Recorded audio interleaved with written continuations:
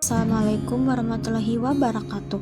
Dalam kesempatan ini, saya akan membahas analisis isu dan gagasan kreatif dalam mewujudkan smart governance di Puskesmas Kiai Jaran Wetan. Perkenalkan, saya Septi Elizara Felinda, NDH 15 dari Angkatan Indramayu 3, kelompok 4. Saya berasal dari institusi UPTD Puskesmas Kiai Jaran Wetan dengan jabatan dokter pelaksana medis. UPTD Puskesmas Kiai Jaran Wetan ini terletak di Bypass Pantura, Kiai Jaran Wetan, Kecamatan Lombener, Kabupaten Indramayu, Jawa Barat. Smart governance adalah tata kelola pemerintah cerdas bertujuan untuk mewujudkan peningkatan kinerja pelayanan publik, kinerja birokrasi pemerintah, dan kinerja efisiensi kebijakan publik. Smart ASN adalah karakteristik yang memiliki jiwa nasionalisme, integritas, profesionalisme, berwawasan global, menguasai teknologi dan bahasa asing. Sebagai ujung tombak layanan kesehatan primer, Puskesmas menghadapi berbagai tantangan dalam memberikan pelayanan optimal. Langkah-langkah pemecahan masalah yang akan dilakukan: pertama, identifikasi isu; kedua, menentukan isu prioritas; ketiga, analisis isu; dan yang terakhir, gagasan pemecahan masalah. Berikut adalah 6 isu utama yang diidentifikasi di Puskesmas Kiai Jaran Wetan. Isu yang pertama yaitu rendahnya pelayanan pasien hipertensi di Puskesmas Kiai Jaran Wetan, di mana faktanya jumlah kunjungan pasien hipertensi tidak meningkat secara signifikan. Kepatuhan pasien minum obat yang rendah, kurangnya edukasi dan pemantauan berkala pada pasien yang akan berdampak meningkatnya risiko komplikasi seperti stroke atau penyakit jantung, pemborosan biaya karena pasien harus dirujuk ke rumah sakit, tingginya angka kejadian hipertensi yang tidak terkontrol. Pihak yang terdampak yaitu masyarakat, terutama pasien penderita hipertensi.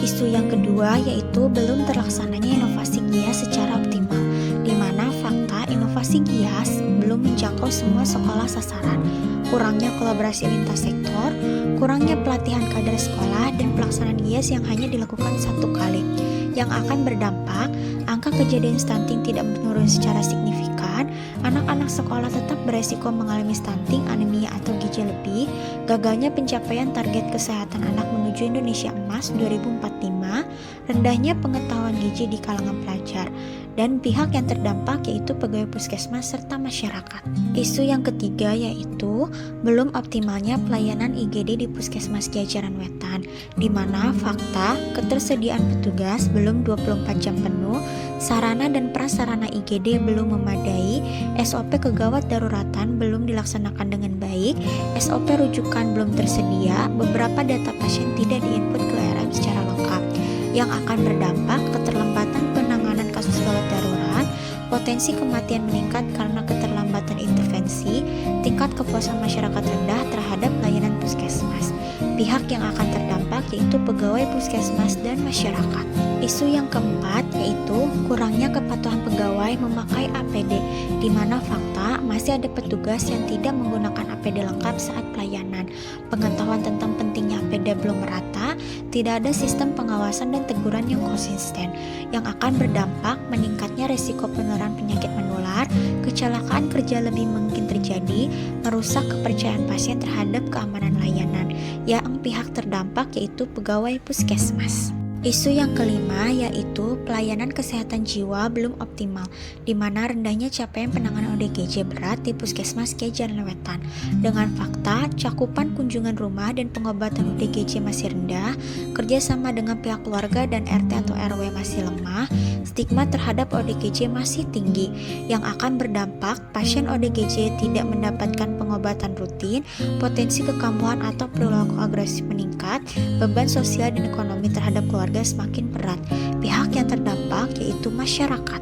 Isu yang terakhir yaitu belum memadainya infrastruktur Puskesmas Kiai Jaran yang sesuai dengan standar Puskesmas ILP, di mana fakta ruang pelayanan laboratorium belum sesuai standar tata letak, belum adanya X-house untuk beberapa ruangan seperti ruang TB, laboratorium, dan farmasi.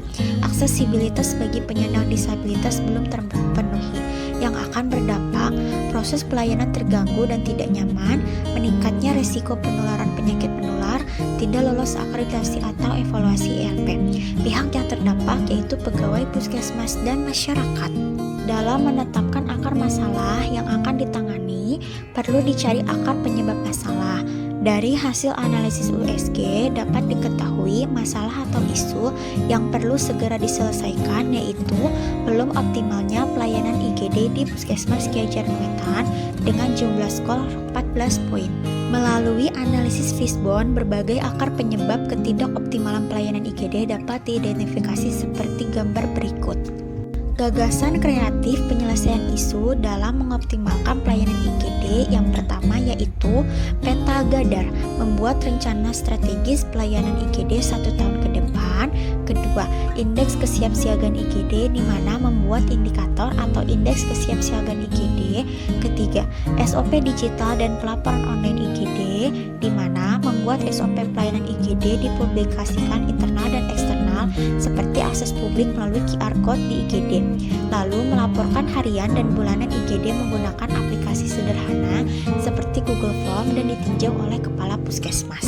Keempat, yaitu pos gadar keliling, di mana menyediakan hotline WhatsApp darurat yang terhubung dengan petugas IGD, lalu melakukan edukasi baik di posyandu ELP maupun kantor kubu dalam pertolongan pertama atau PTGK ringan.